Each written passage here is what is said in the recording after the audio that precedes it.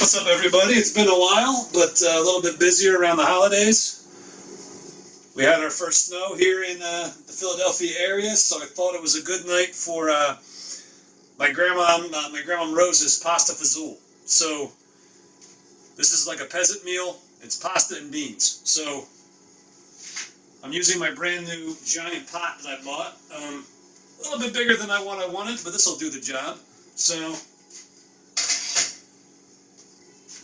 there's a lot of prep work for this, so it's good to have a sous chef. So thankfully the hardest part's already over. So I'm going to post all the amounts when I post this, but to start, I got a couple of tablespoons of olive oil at a medium heat. So I got about 5 cloves of garlic. I got about 2 diced carrots and 2 diced stalks of celery, a diced medium onion, and this I think is crucial.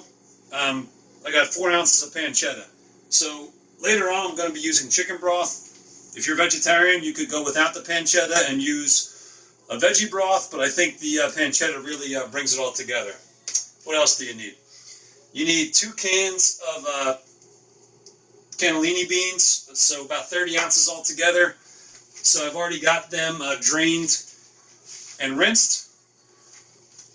You need 2 quarts of chicken broth. You need 1 can, which is 28 ounces of crushed or diced tomatoes, some bay leaf, rosemary, and pasta. You need just some kind of short pasta that you can scoop up with a spoon. So, you know, pipettes, tabetti, anything like that. And that's going to be 2 cups of pasta. So, got this pan at a straight up medium. So, first thing we're going to do is sweat the veggies and the pancetta for about 10 to 15 minutes. And then everything's getting thrown into this big pot with all this other stuff later. So, there's a lot of different ways to do pasta fagioli. Some people do it more like a soup. My family's is a little bit more like a stew, but there are a lot of different ways to do this. This is one of many. So, like I said, this is great for when it's really cold. So with this cold snow, good day to do it. So I'm just going to sweat all this stuff for a while, so I'll be back when it's time to do everything else. Stay tuned. Alright, we're back. So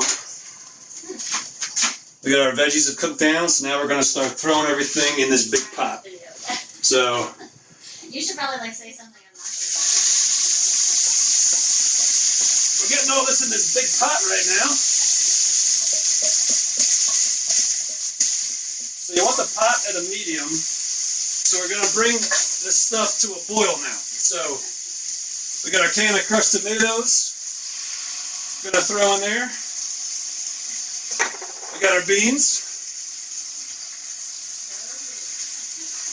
We got our 2 quarts of chicken broth. And we're going to put a sprig of rosemary in there. So, all this is going in.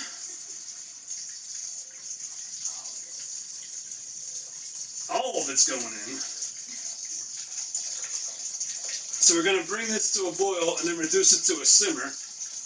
And in a little bit we'll cook our pasta and then throw it all in there too.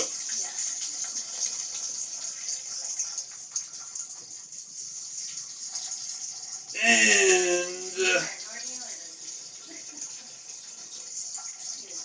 there we go.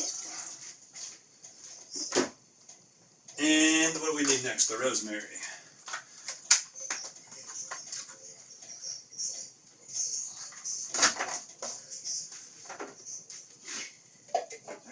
So, give this a stir. This will come to a boil, so I'll bring everybody over to see this giant pot right now. We're going to bring that to a boil. throw the pasta in. Moving on, we'll be back. Alright, so we're back. So that big pot is taking a long time to come to a boil, but in the meantime, get 2 cups of pasta, cook it al dente. These are pipettes, so 8 minutes. And then later, we're going to put this all in together, and hardest part's over. So just keep an eye on that, and once it comes to a boil, reduce it to a simmer, and then drop your pasta. We'll be back. Alright, so this pasta is done, so take a look at the fagioli. If you need a little bit more water, you can put it in. So we're just going to drain the pasta, and we're going to throw this right into the pot. So cover it for about 25 minutes. Keep an eye on it, stir it every 10 minutes. And depending on how thick you want your finished product, I would take the cover off for the last 15 or 20 minutes. Now we wait. Stay tuned. Alright, so we're finally ready. So, with a pot this big, probably added about 20 minutes of that coming to a boil, so I suggest getting a slightly smaller pot than the one that's the largest one in Delaware County. So, other thing, when you serve it, I would get some freshly grated cheese, you know, Pecorino Romano, Locatelli, something like that. So, as usual, we got our Sarcones bread from South Philly. So I'm going to put a couple pieces on the plate. And now we're going to get our pasta fagioli. So this is something that's really good, you know, that it'll freeze well, put it in the fridge. And actually, you know, it's going to be good tonight, but it's probably going to be even better after it sets up for a little bit. So, get some cheese. And there you have it, pasta fagioli. So, we'll have one more before Christmas. I'm going to finish off that eggnog on Tuesday, so stay tuned up until then. Have a good weekend. See you in a couple days. Peace.